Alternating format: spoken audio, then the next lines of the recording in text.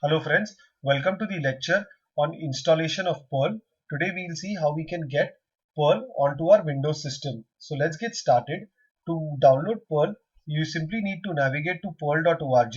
On this particular website, you will have three different types of operating system on which you can download Perl or you can get the Perl executable.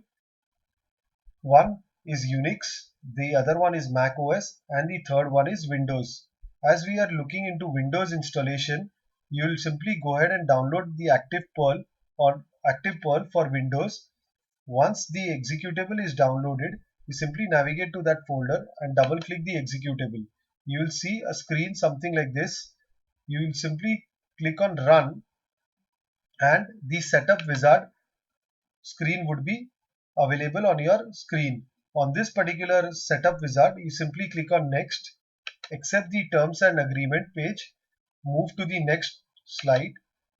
On this, you will be prompted for a typical custom and complete installation. I would prefer for a complete installation, simply click on complete and then click on next to move to the next screen. On this particular screen, you will have three checkboxes. Two will be clicked or checked by default. One would be unchecked. So ideally this should remain unchecked and you can move to the next screen. Before moving to the next screen, let's simply understand what exactly these two statements mean here. Add Perl to path environment variable. So this statement means adding the Perl path to the Windows environment variable. This will allow us to execute the Perl program anywhere on our Windows system. This simply means that you don't really need to go to the Perl executable path, that is C:\Perl64 bin, and get the Perl exe onto your command prompt and then get your script name. You can simply type the keyword Perl followed by your script name.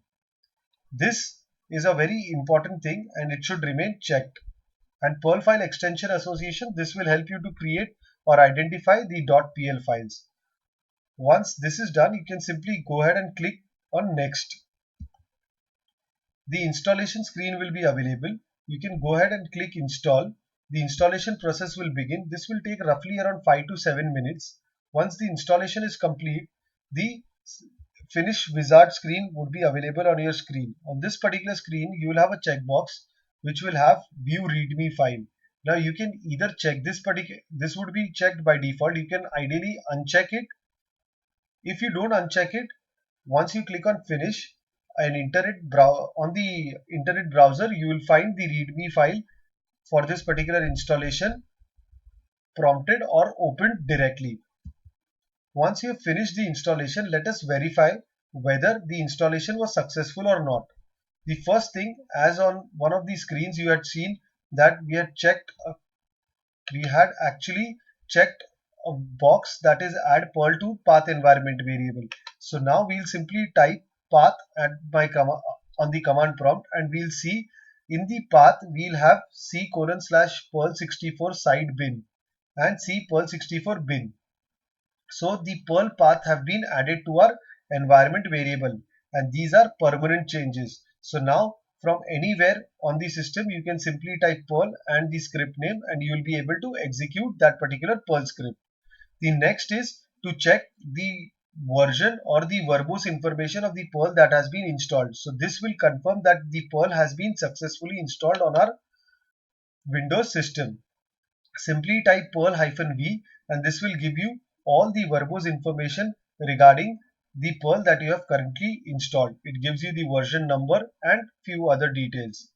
This brings us to the end of our first lecture or how we can get the Perl as a software on our operating system.